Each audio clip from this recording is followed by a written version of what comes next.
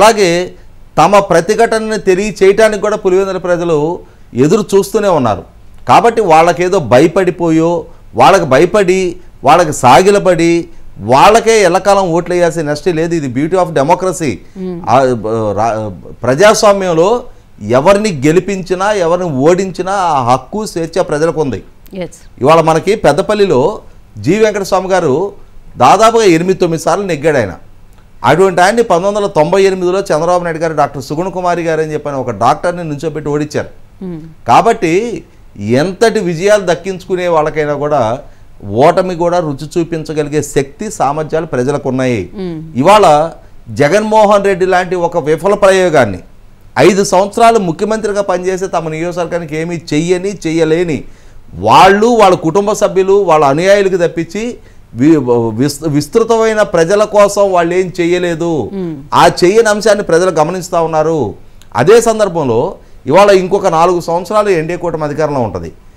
ఎవరి ద్వారా అయితే తమ పనులు జరుగుతాయని చెప్పి గమనించలేనంతటి అమాయకత్వంలో పులివెందుల ప్రజలు లేరు. మొన్న గత 2024 అసెంబ్లీ ఎన్నికలకు 1 సంవత్సర కాలం ముందు పట్టభద్రుల ఎమ్మెల్సీ ఎలక్షన్ జరిగినాయి. అక్కడ ఆ పట్టభద్రుల ఎమ్మెల్సీ ఎలక్షన్ జరిగినప్పుడు పులివెందుల నియోజకవర్గంలో రామ్ గోపాల్ రెడ్డి గారికి తెలుగుదేశం అభ్యర్థికి మెజార్టీ వచ్చింది అక్కడ.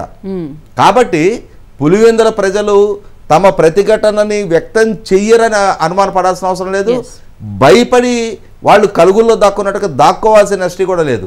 వాళ్ళు 100కి 100 జగన్మోహన్ రెడ్డి వైఖరితోటి విసిగి వేశారున్నారు. మొన్న 2024 అసెంబ్లీ ఎన్నికల్లోనే అతనికి గుణపాఠం చెప్పడానికి దక్కిన అవకాశాన్ని వాళ్ళు సద్వినియోగం చేసుకోలేకపోయారు.